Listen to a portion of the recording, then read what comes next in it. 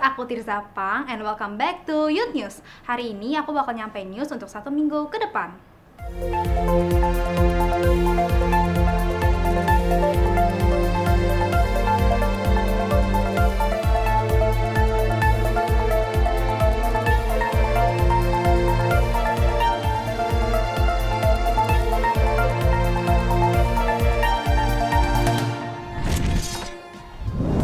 Minggu depan, ibadah Indisiut akan diadakan seperti biasa setiap hari Sabtu jam 4 sore di Apple Tower, lantai 8. Buat kalian yang ingin melaksanakan ibadah onsite, kalian dapat melakukan seat booking melalui NDC App. Dan buat kalian yang ingin beribadah secara online, kalian dapat mengakses ke YouTube Indisiut. Minggu depan, kita akan dilayani oleh Jeremy Jason dengan tema The Final Words. Persembahan dapat dilakukan dengan cara scan QR Code yang ada di layar atau yang ada di kursi depan kalian. Persembahan dapat dilakukan melalui M-Banking, ShopeePay, OVO, GoPay, Dana, dan lain-lain. Oh ya guys, ada good news loh buat kalian yang tinggal di daerah Living World dan sekitarnya. Karena mulai minggu depan, ibadah NDC Youth Living World telah dibuka.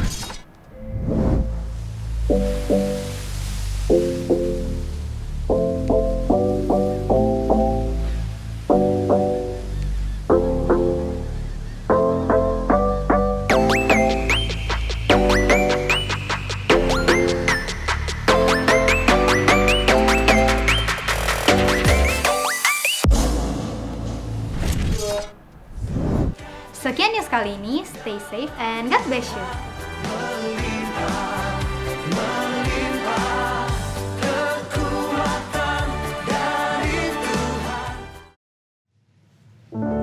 Shalom semuanya, welcome back to NDC Youth Online Service. Aku harap kalian semua selalu sehat dan baik-baik aja nih 1 minggu ini.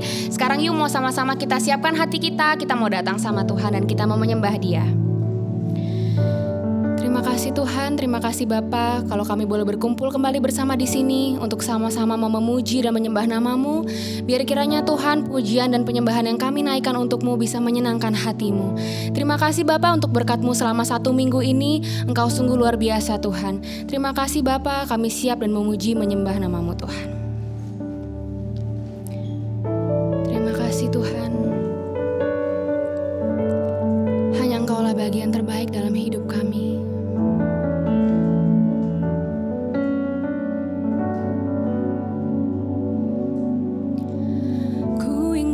Selalu dekat, mendengar suara-Mu Bapa, lebih dari segalanya. Ku ingin mengenal-Mu, rahasia hati-Mu, hanya itu rinduku. Memilih-Mu bagian yang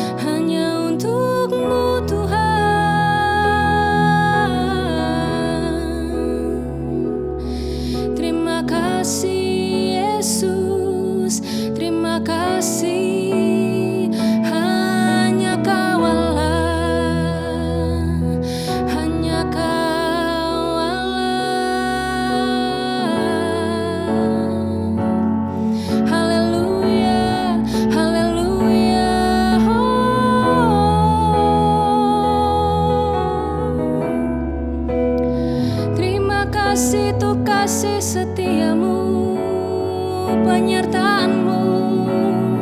Kau Allah yang setia, Kau Allah yang setia.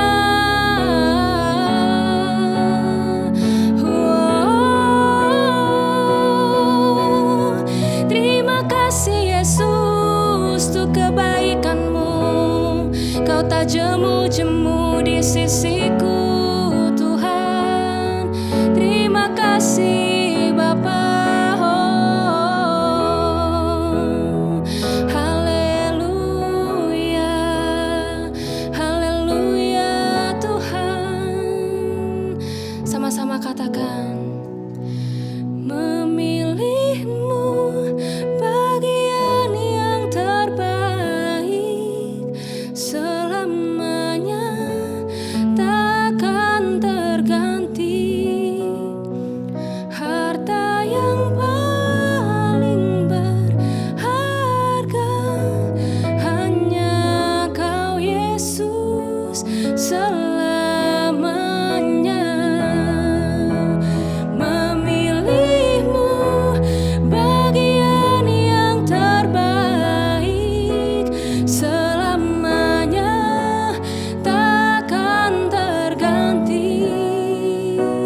Harta yang paling berharga hanya Kau Yesus selamanya. Sekali lagi katakan, memilihmu bagian yang terbaik, selamanya takkan terganti.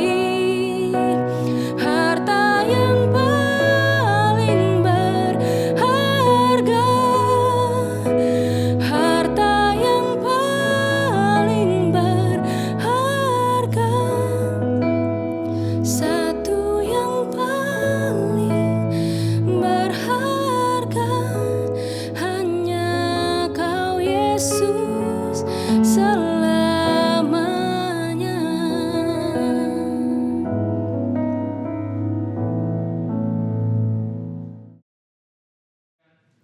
Let's pray together. Tuhan Yesus, kami bersyukur Tuhan karena Engkau ada bersama dengan kami Tuhan di tengah-tengah kami. Kami bersyukur Tuhan untuk NDC Youth Online Service. Dan kami berdoa Tuhan Yesus, biarpun kami tidak bersama-sama secara online ya Tuhan, tapi kami tahu ya Tuhan bahwa Kau selalu ada buat kami dimanapun kami berada. Dan kami mau mendengarkan firman-Mu dengan konsentrasi dan dengan hikmat. Terima kasih Tuhan Yesus, Kau yang berkati ya Tuhan hamba-Mu yang akan menyampaikan firman-Mu Tuhan. Biar kiranya Tuhan Yesus semuanya bisa tersampaikan dengan baik dan dengan jelas. Terima kasih Tuhan Yesus, kami telah berdoa dan mengucap syukur. Haleluya. Amin. Shalom guys, glad to see you again this week. Aku berharap kita semua dalam keadaan yang baik, dengan sehat. Dan aku percaya kita semua juga dalam hubungan yang baik juga dengan teman-teman kita, dengan keluarga kita. Amin. Bulan ini tema besar kita di NDC Youth adalah All Things New. Dan minggu ini kita mau bahas tentang trading teman-teman. Enggak, bukan trading forex, bukan trading saham, futures, dan sebagainya. Judul sharing aku hari ini adalah Trading Jesus. Trading Jesus. Yesus ditradingkan. Emang bisa? Pertama, mari kita bahas dulu apa itu trading. Trading dalam bahasa Indonesia adalah melakukan kegiatan pertukaran dari satu pihak ke pihak lainnya. Biasanya kalau dalam bisnis, barang atau jasa itu ditukar sama uang, betul ya? Baju, makanan, Netflix, citato kalian yang kalian makan, dan lain-lain itu kalian dapatkan karena sudah ditukar dengan uang. Lalu apa maksudnya trading Jesus? Nah, ini ada kisah nyatanya loh guys ternyata. There is a certain someone yang literally menukar Yesus dengan uang.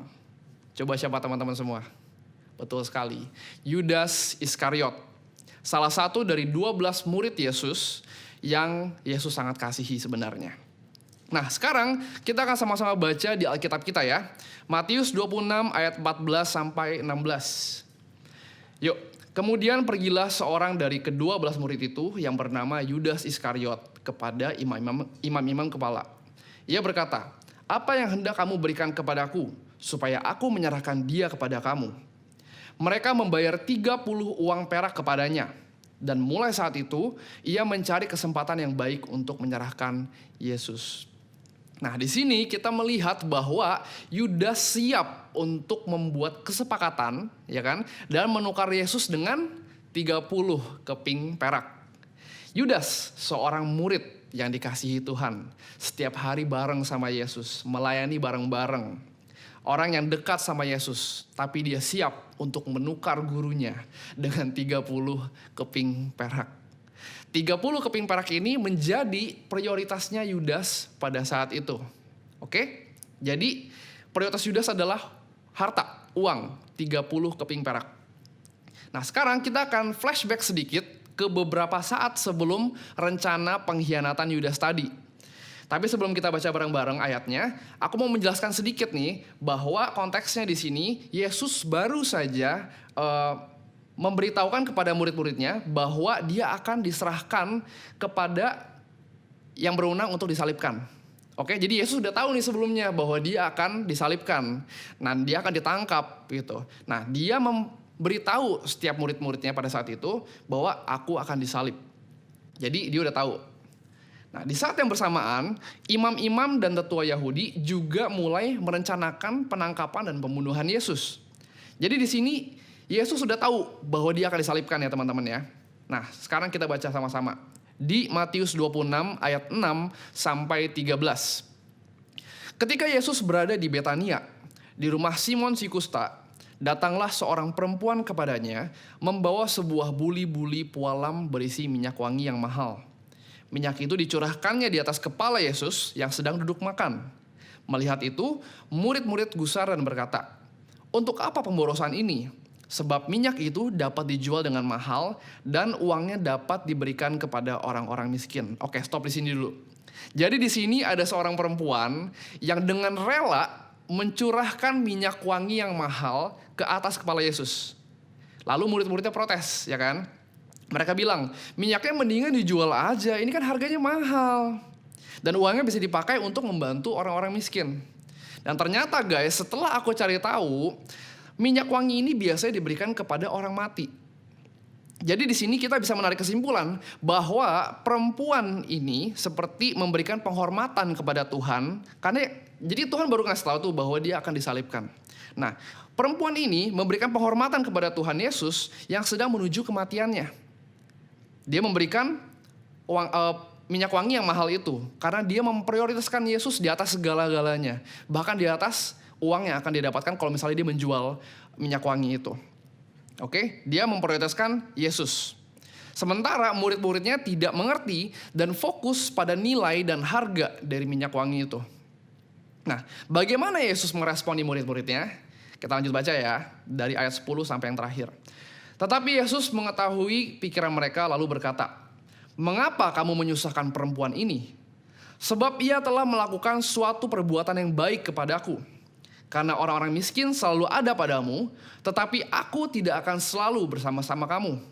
Sebab dengan mencurahkan minyak itu ke tubuhku, ia membuat suatu persiapan untuk penguburanku. Aku berkata kepadamu, sesungguhnya di mana saja Injil ini diberitakan di seluruh dunia, apa yang dilakukannya ini akan disebut juga untuk mengingat dia." Jadi perempuan ini diingat teman-teman semua karena perbuatan baiknya dia, karena dia memprioritaskan Yesus. Di sini Yesus menegur murid-muridnya. Ternyata kenapa Yesus menegur murid-muridnya? Karena justru yang dilakukan perempuan ini adalah hal yang baik. Karena dia memprioritaskan Yesus yang sedang dalam perjalanan menuju kematiannya. Semuanya kembali kepada prioritas. Ada yang pernah nonton Deal or No Deal? Deal or No Deal itu game show di TV yang dulu cukup populer ya teman-teman. Ada seorang kontestan yang akan dihadapkan dengan 26 koper yang dibawa sama model-model biasanya gitu kan. 26 koper isinya dalamnya uang. Mulai dari 100 perak sampai 2 miliar rupiah kalau nggak salah terakhir aku nonton sih kalau nggak salah 100 perak sampai 2 miliar rupiah. Nah, di awal game kontestan akan diminta untuk memilih satu koper dengan harapan koper itu berisi uang yang paling banyak. Oke? Intinya jumlahnya sebesar mungkin. Dia milih tuh dari 26 kotak ini kan ketutup ya. Jadi nggak tahu tuh isinya seberapa. Biasanya mereka akan tanggal lahir gua tanggal 3. Oke, gua ambil tanggal 3 deh. Gua ambil koper 3 deh gitu. Biasanya sih gitu ya orang-orangnya. Dengan harapan untuk mereka mendapatkan uang yang lebih besar di dalamnya. Nah, lalu di ronde-ronde berikutnya, kontestan akan membuka kopernya satu persatu. Dengan harapan yang dieliminasi ini adalah koper dengan uang yang nilainya serendah-rendahnya.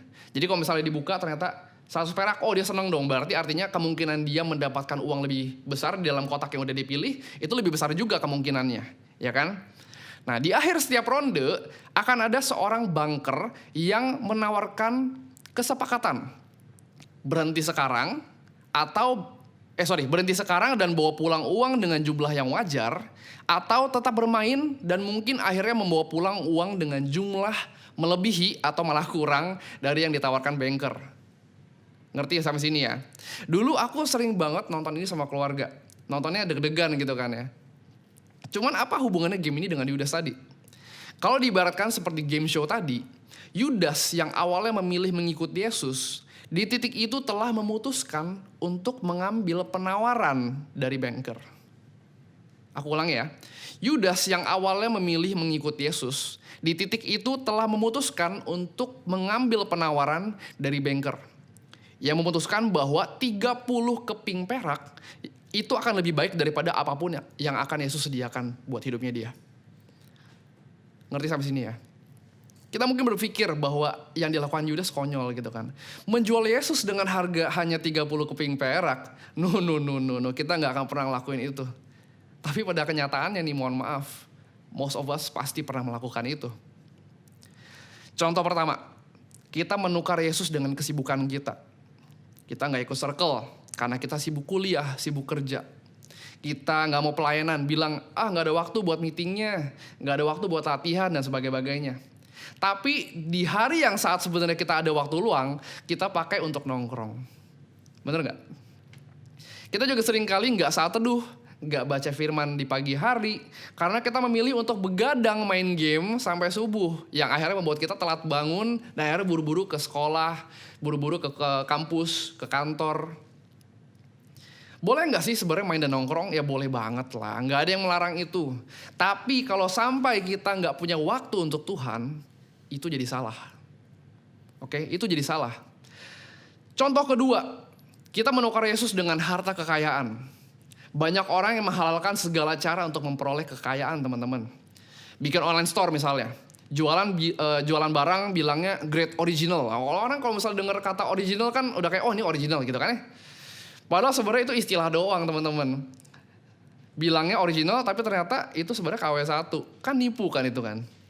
Ada juga yang lebih parah lagi. Nipu orang melalui money game. Dan kemudian ya sekarang juga lagi ramai kan teman-teman semua. Murah banget ya gitu kan. Dulu kan banyak yang suka ngomong gitu kan. Murah banget. Nah, kekayaan itu memang godaan yang sangat besar. Tapi Yesus sendiri bilang di Matius 6 ayat 24. Kita baca bareng-bareng ya. Tak seorang pun dapat mengabdi kepada dua tuan. Karena jika demikian, ia akan membenci yang seorang dan mengasihi yang lain. Atau ia akan setia kepada yang seorang dan tidak mengindahkan yang lain. Kamu tidak dapat mengabdi kepada Allah dan kepada Mamon. So, kita gak boleh mengabdi pada dua-duanya, teman-teman. Mesti ada yang jadi prioritas kita. Nah, who's your priority? Money or God? Contoh ketiga. Kita menukar Yesus dengan cinta, dengan love. Siapa di sini yang pernah kenal teman circle yang tadinya rajin banget circle-nya, gak pernah absen, lalu semua berubah setelah negara api menyerang. Dia menemukan cinta, ya kan? Dia pacaran. Setelah pacaran udah gak pernah kelihatan lagi. Banyak juga malah yang memilih pindah agama, ngikutin agama pasangannya. Ternyata banyak banget kan di sekitar kita yang seperti itu. Atau mungkin bahkan kita sendiri yang seperti itu. Masih banyak contoh lainnya teman-teman. Cara manusia memprioritaskan hal-hal lain melebihi Yesus. Ternyata kita sering melakukan hal yang sama seperti Yudas. Cuma bentuknya berbeda aja. Memang kita butuh uang, kita butuh refreshing dengan ngobrol sama temen, nongkrong, refreshing dengan main game ya kan. Kita juga harus spend time dengan pasangan kita. Tapi kalau kita sampai memprioritaskan itu semua dibandingkan Tuhan, kalau kita nggak start segala sesuatu yang kita lakukan dengan melibatkan Tuhan, it will always end in disappointment. Semuanya akan berakhir pada kekecewaan. Ketika kita salah dalam mengatur skala prioritas, artinya kita juga menolak persediaan dan berkat dari Tuhan. Tidak akan pernah kita berkekurangan ketika kita jalan sama Tuhan, teman-teman semua. Oke, segala sesuatu yang kamu perlukan tuh sebenarnya udah ada di depan mata kita. Tuhan menyediakan semuanya. Nah, masalahnya kebanyakan orang akhirnya memprioritaskan hal lain itu karena mereka merasa tidak cukup. Mereka nggak merasa cukup dalam ekonomi mereka. That's why mereka akhirnya kerja mati-matian segala macam, nggak punya waktu buat Tuhan. Mereka merasa nggak cukup dalam hal cinta. Akhirnya mereka spend time dengan pasangan mereka tanpa mereka peduli sama Tuhan. Mereka mungkin merasa nggak cukup dalam waktu dan segala macam hal lain yang tadi kita udah sebutkan. Tapi aku mau bilang satu hal. Sebenarnya yang tidak cukup bukan cuma semua itu. Bukan semua itu. Semua itu bukan berarti semuanya nggak cukup. Yang nggak cukup tuh cuma satu. Prioritas kita kepada Tuhan. Ketika kita mencari kerajaan Allah terlebih dahulu, maka semuanya akan ditambahkan kepada kita. Kita sama-sama baca yuk. Matius 6 ayat 33 sampai 34. Tetapi carilah dahulu kerajaan Allah dan kebenarannya, maka semuanya itu akan ditambahkan kepadamu. Sebab itu, janganlah kamu khawatir akan hari esok. Karena hari besok mempunyai kesusahannya sendiri. Kesusahan sehari cukuplah untuk sehari. Seek first the kingdom of God. Apa yang dimaksud dengan semuanya itu di sana tadi tuh? Kan tadi ada kan, maka semuanya itu akan ditambahkan kepadamu. Nah, apa yang dimaksud dengan semuanya itu?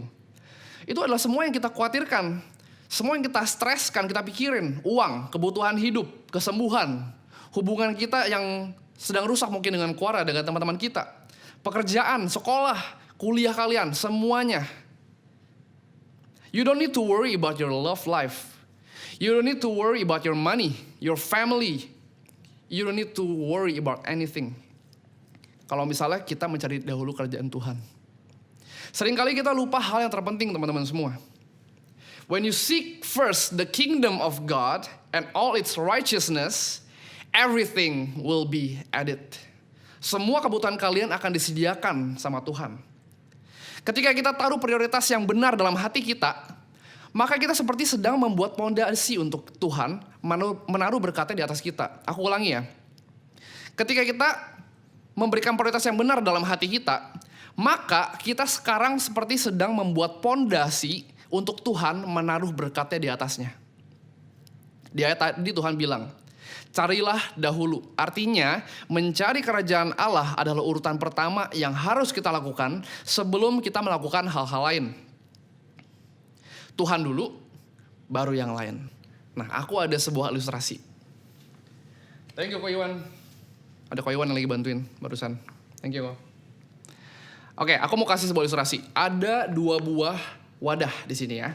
Wadah ini adalah representasi dari hidup kita. Nah, aku fokus ke yang ini dulu ya.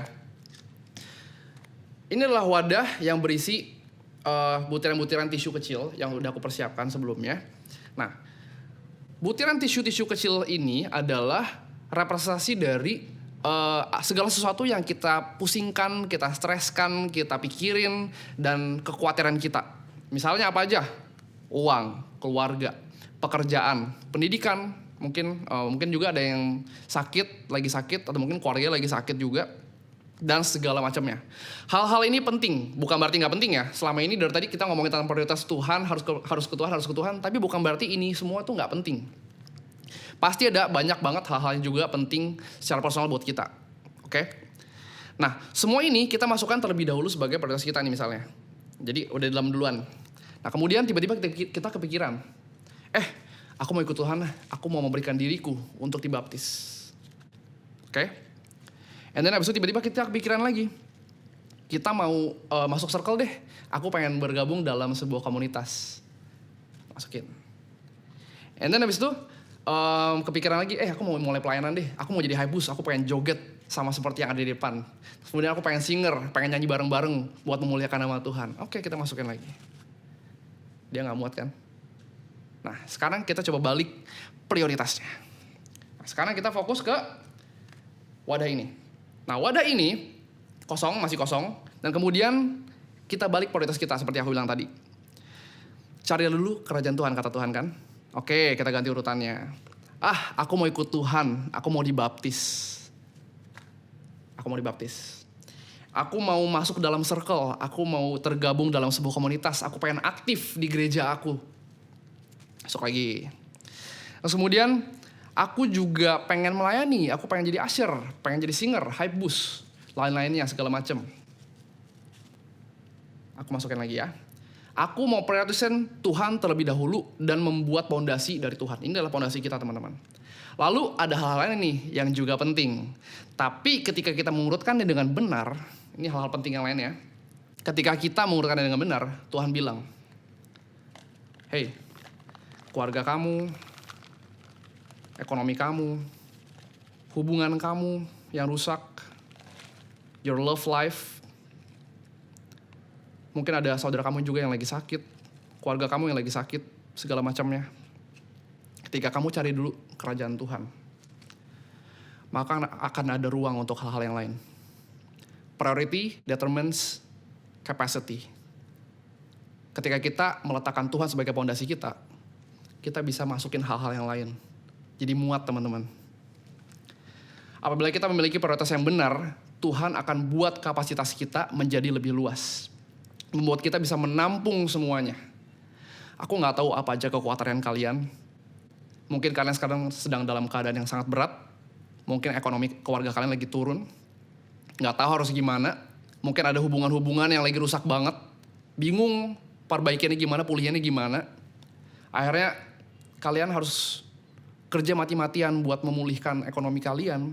Kalian mesti belajar mati-matian di sekolah dan segala macamnya. Pakai semua waktu buat improve diri kalian. Hari ini aku mengingetin sama kalian semua. Untuk punya prioritas yang benar. Ketika kita punya prioritas yang benar, kita sama-sama baca yuk di Hagai 1 ayat 13. Tapi pakai versi yang pakai bahasa Inggris ya. Then Hagai, the Lord's messenger, gave this message of the Lord to the people. I am with you, declares the Lord. Tuhan bersama dengan kita. Ketika kita punya prioritas yang benar, teman-teman semua. Alright, come on, let's pray.